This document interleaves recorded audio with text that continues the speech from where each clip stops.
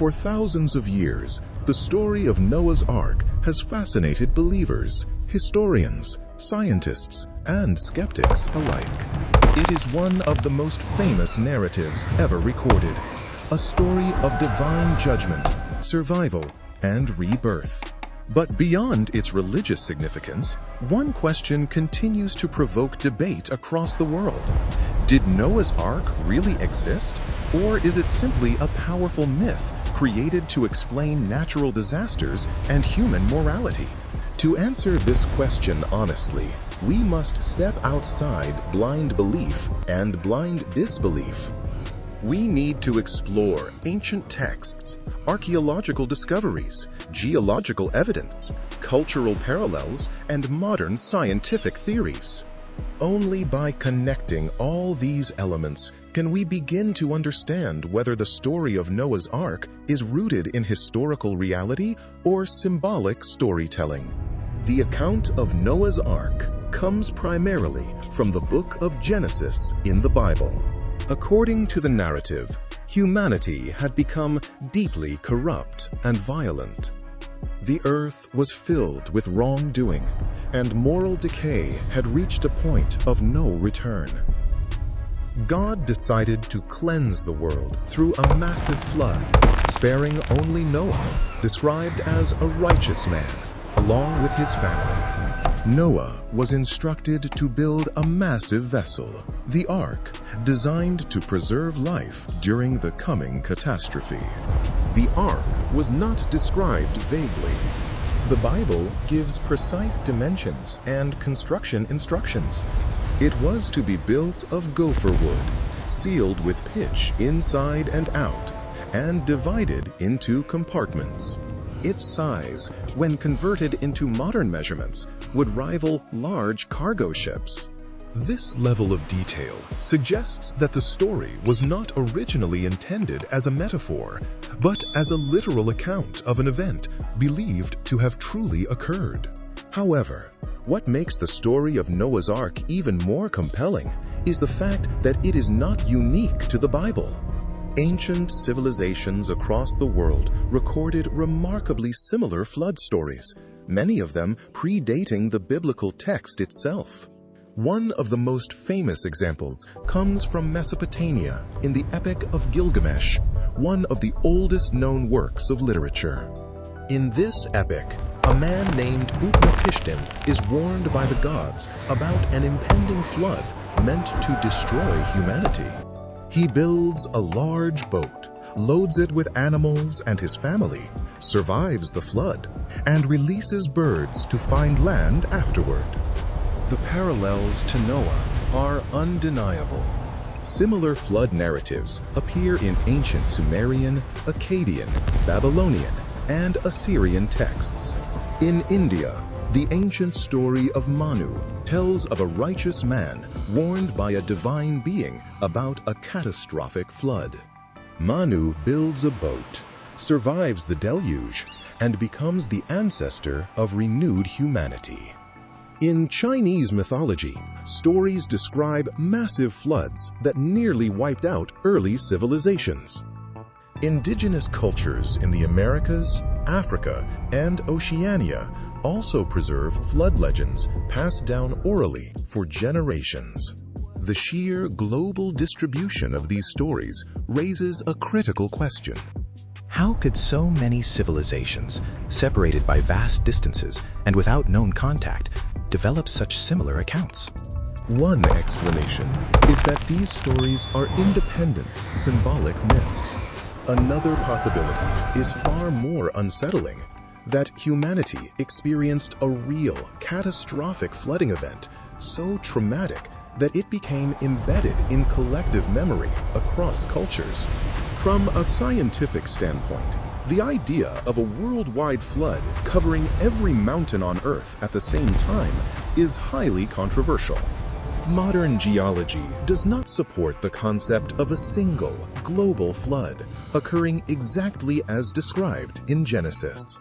However, this does not automatically disprove the historical foundation of the story.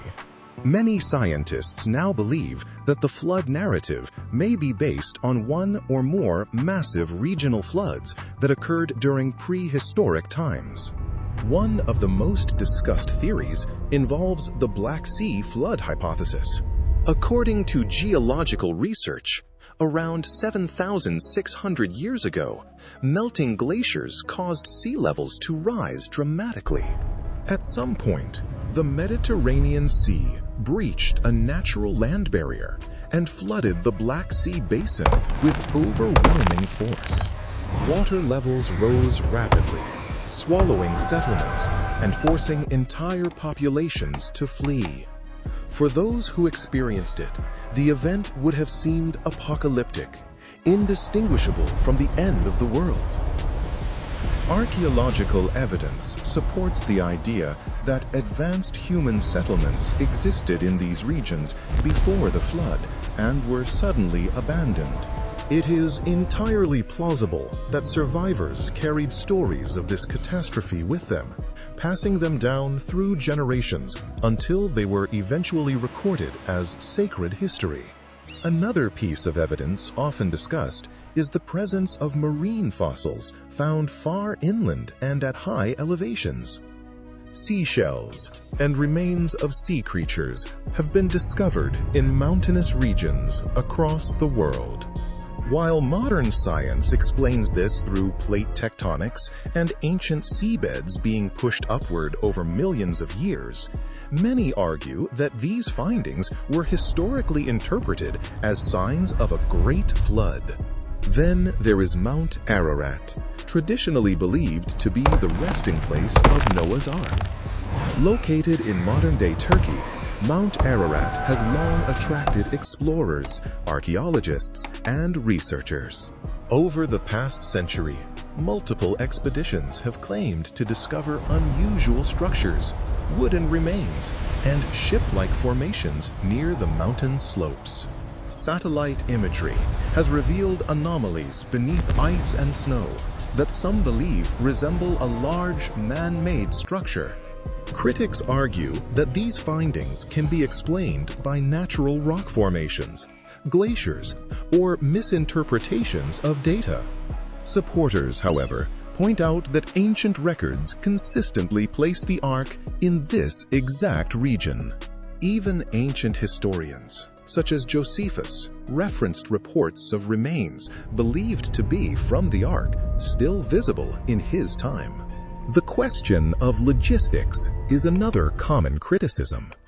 How could Noah possibly fit millions of animal species on a single vessel? This argument assumes modern classifications of species. Many researchers suggest that the Ark would have carried representative kinds rather than every species we recognize today. Through natural diversification after the flood, these kinds could have given rise to the biodiversity we see now. Additionally, the concept of divine intervention plays a central role in the biblical account. From a purely scientific perspective, miracles cannot be measured or tested. But dismissing the story solely because it involves supernatural elements ignores the fact that many historical events were recorded through the lens of belief systems that included divine action. What is often overlooked is the moral and psychological dimension of the story. Flood myths consistently portray humanity reaching a point of moral collapse, followed by destruction and renewal. Whether literal or symbolic, this theme reflects a deep human awareness of consequence, accountability, and rebirth. It is possible that the story of Noah's Ark serves both as historical memory and moral teaching. Modern scholars increasingly acknowledge that ancient texts often blend factual events with symbolic interpretation. This does not mean the events never happened. It means they were understood and recorded through the worldview of the time. If a massive flood devastated early human civilizations, it would naturally be described in terms of divine judgment, by cultures deeply rooted in spiritual belief. So, did Noah's Ark really exist? The answer depends on how we define existence. There is no definitive proof that a single wooden vessel carried every animal species through a global flood exactly as described in Genesis. But there is overwhelming evidence that ancient humanity experienced catastrophic floods, that these events were remembered across cultures, and that the biblical account aligns remarkably well with historical, archaeological, and geological data. Rather than dismissing the story as mere myth or accepting it blindly as literal fact, the most honest conclusion lies somewhere in between. Noah's Ark may represent a real survival effort during an enormous flood, later preserved, expanded, and sanctified through generations of storytelling. It may be both history and symbol, science and faith, memory and meaning intertwined. In the end, the story of Noah's Ark continues to endure, not because it answers every question, but because it asks the most important ones.